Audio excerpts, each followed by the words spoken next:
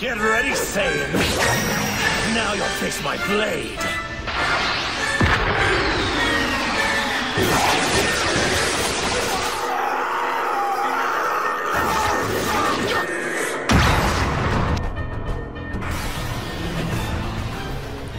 What's going on, guys? MariK here, back with another Dragon Ball Super deck profile. We've got a special announcement for all of you hardcore Dragon Ball fans. So make sure you stick around all the way to the end of the video, because we're really excited for this announcement, and I hope that you guys will be too. A lot of you guys have been asking for me to build this deck for quite a while, and we finally got a chance to build it and playtest it over the weekend. The deck worked extremely well, even though I felt really fucking dirty playing it. I also did not know that this deck was already a thing. I was pretty proud of myself with the creation, and with what I thought was our super special tech. Turns out that was also not the case. It shows how ignorant we are in the grand scheme of things, Dragon Ball Super. But I figured we'd go ahead and do this profile anyways for newer players and players like myself that had not a fucking clue this deck had ever been built. So we're going to start right off with our leader. And for this deck, I felt like the best leader was obviously going to be the Dragon Ball. Because having Shenron and having the wishes was easily the best thing for the deck. His activate main is you switch this card to rest mode, choose up to 2 Dragon Balls from your life or deck, add them to your hand, shuffle the rest.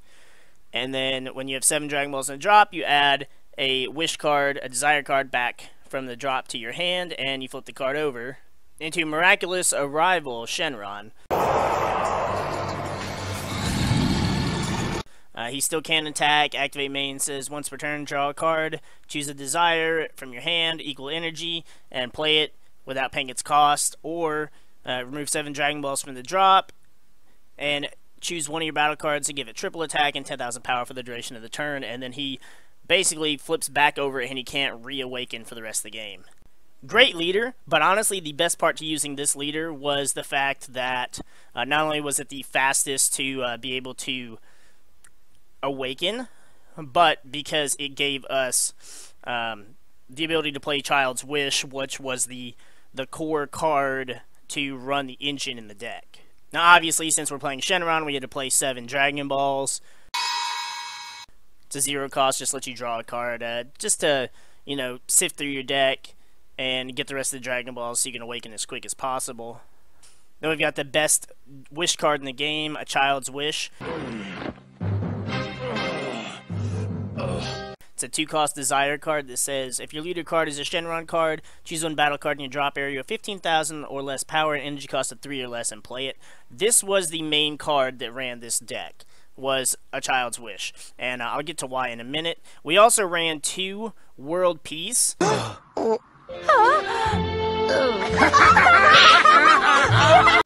Because we do have a few targets in the deck that a Child's Wish can't hit, and we really wanted to have that option just in case, but I didn't figure we were going to need it as much, so we only ran 2 of those. Then to start off for our turn 1 play, we ran 4 Trunks Bridge to the Future. It's a 1-cost, 5,000 power that says when you play this card, look it up to 2 cards from the top of your deck, choose up to 1 Saiyan among them, add it to your hand, and then send the rest to the drop area. Now, the way this card's effect is worded is you can look at the top card, and if it's Saiyan, you can just add it to your hand. You don't have to worry about looking at the second card and risking having to drop something you really don't want to. So that's really nice. A few times I did have to look at the second card, but more often than not, Trunks was just good enough to give me that extra 1 card every time I played him. Now, if a Child's Wish is the card running the engine for this deck, the soul of this engine is going to be Saiyan Teamwork Kaba.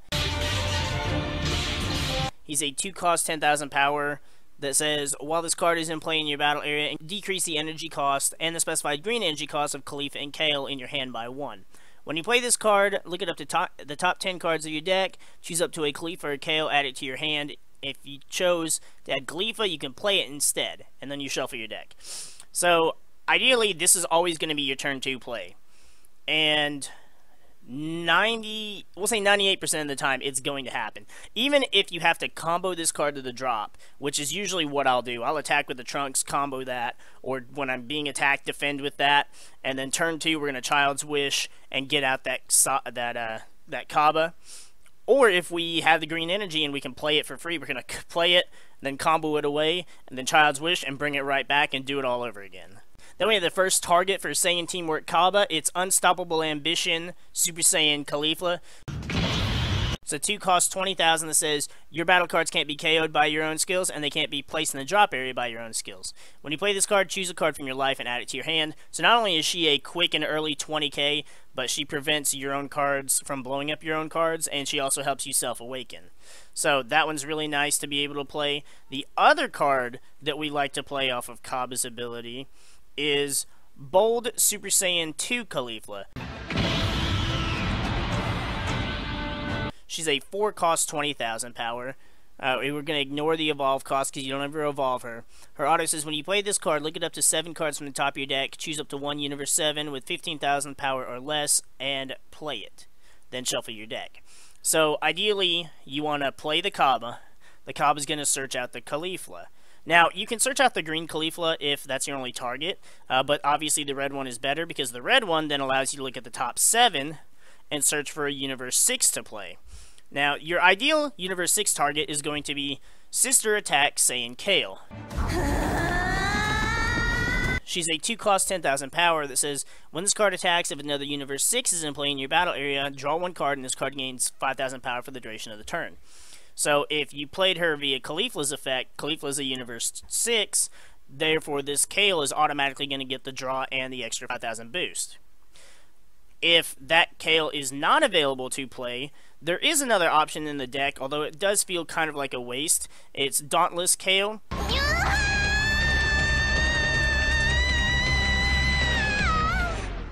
She's your 2 cost 5,000 blocker. She's a free blocker, though, if you have Kalila in play in your battle area. So it really does suck to play her, but if she's your only target, you may as well choose her, because it's still a free blocker, and it's still an extra card that you get to play to your board for free.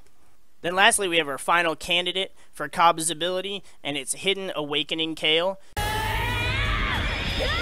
She's a 4 cost 20,000 with critical, and when you play this card, you choose up to 1 of your battle cards and KO it. Then you choose any number of your opponent's battle cards, which the total adds up to 5 energy, and KO them.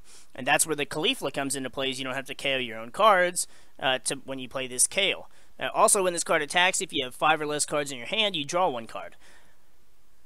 Now, don't forget that Kaba also reduces the energy cost and the specified green cost of this Kale. So, you can end up playing her for 3 energy or 2 energy. And if it drops to 2, you can play her for 2 of any color.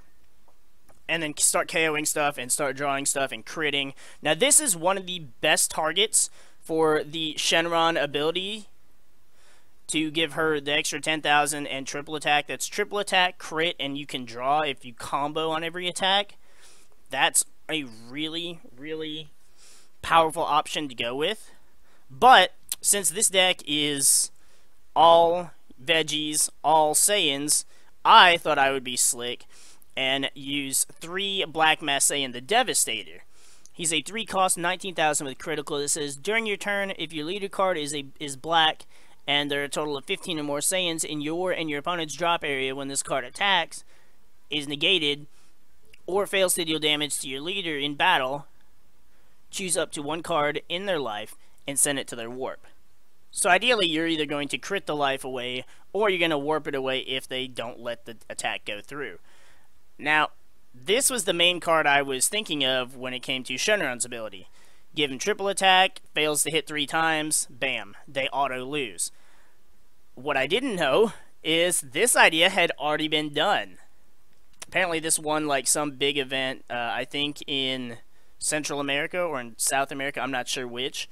But yeah, apparently this was already a thing, but I thought it was super cool, and I ran with it until it was ruined and told to me during the event, and I was like, oh wow, this is actually a deck. Alright, cool.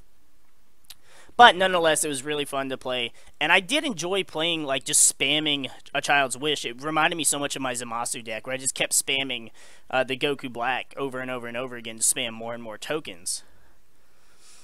Then lastly, for our support, we've got 4 Temporal Rescue Trunks. It's your sparking super combo for the deck. And we did run 2 negates. We ran 2 power burst, just because they could be free negates for the deck. We didn't have any black 1-drop targets to add back to our hand. However, we did have plenty in the side deck. With the side deck, we ran 2 Father-Son Kamehameha because the deck has so much green in it, and it's just such an easy 1-cost card to KO stuff. And I feel like this is going to be a great card with set 6 coming up as well. Then we had 2 Kami Global Unifier for decks kind of like this one that go really wide. We ran 3 Dark Power Black Master Saiyans because they are really good to use against like a deck like this, or even against Shenron decks that use a Child's Wish. It doesn't work as well if they use World Peace, but still a nice card to be able to play, and I feel like it's a good option to have regardless. Ran 3 Crisis Crusher Son Gokus so that we could use him to KO some of the 1-drops like Kami and Dende and Black Master Saiyan, or even Crisis Crusher himself.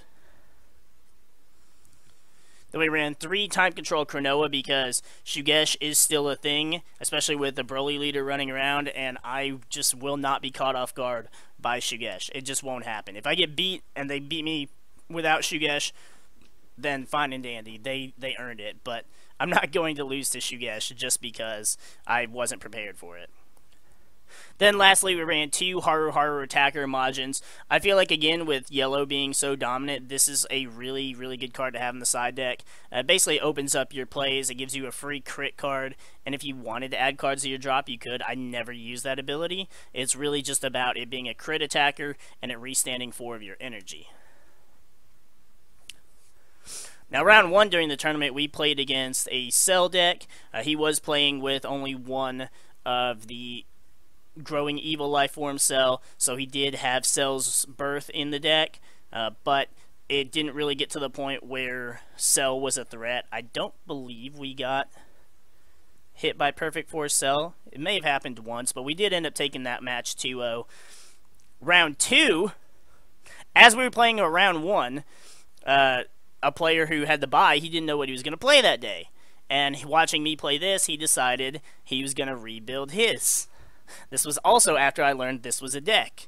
And conveniently, after I inspired him to play this deck, I got paired up with him round 2. I ended up taking game 1. He took game 2. He drew into... I tried to go wide. He drew into the Kami. I did not see my Kamis. So he ended up getting game 2. Game 3 went into a draw. And then round 3, we played against Shenron Victory Strike. It's about every week. Really tired. I'm really tired of Shenron, but I'm really tired of Victory Strike too. But I don't remember who took game 1 and who took game 2. But game 3 we went into time, and we literally went into time as we were starting. So we each are only going to have 2 turns. That was 2 turns for one of us to attack. And I thought, you know what? What the hell? Let me see if I can go wide enough to be able to push that much damage, because I knew she couldn't. Not playing Victory Strike. Well, on her second, she went first, then I went. She went, dropped the 2-drop feature rare Goku that says 1 and 2 drops can't attack, and I went, well, there's no way in hell we can win this now because we can't fucking attack. Sure, I could have Kaba'd, and I could have brought out a Kalila, but even then, Kalila would have been the only thing that could have attacked, and I was like, well, shit, there's no way we're winning this, so that match ended in a draw as well. We didn't lose with the deck, which made me happy. I wouldn't exactly say we went undefeated. If you want to be technical, we didn't lose, so it's undefeated, but we didn't exactly go 3-0, which is kind of, yeah. So, like I said, I don't know how I feel about it. I felt dirty playing the deck. As much as I hate to admit it, playing Veggies is fun, and I am glad that you guys and my teammate both kind of convinced me to play it, because it is one of those decks that every now and then it's fun to play. But I don't think I want to play Veggies again for quite a while unless they come out with some new support that I actually want to give a try. But if you guys enjoyed this video, if you guys like this deck or just the Veggie engine in general, or if you're like me and you did not know this was an actual deck somebody built and won a major event with that I didn't even hear about. I legit did not hear about it. So when I was playing that guy round 1, the Cell player, and he started naming off cards in my deck, I'm like, holy shit, how do you know? Like, how do you know I was using the Black Mass Saiyan as my secret tech? Oh, because, you know, it's already a thing. And somehow... It just goes to show that people can build the same deck, people can have the same good ideas without actually net decking or stealing the ideas. It's really wild, but a lot of people get hate for net decking, and that's fine because I don't like net decking either. That's why I always build the crazy shit that I build. But it is cool when other people come up with other ideas. And I do really enjoy talking with you guys in the comments or in private messages when we do have the same ideas for a deck without us really telling each other about it. It's really cool to see how many people can come up with the crazy stuff that we do. But if you enjoyed this video, make sure you hit that like button down below for us. You know, we appreciate the support. We appreciate all of our subscribers as well. We are almost at 1,500. I know we've lost quite a few subs recently. We should almost be to like 1,900 subs right now.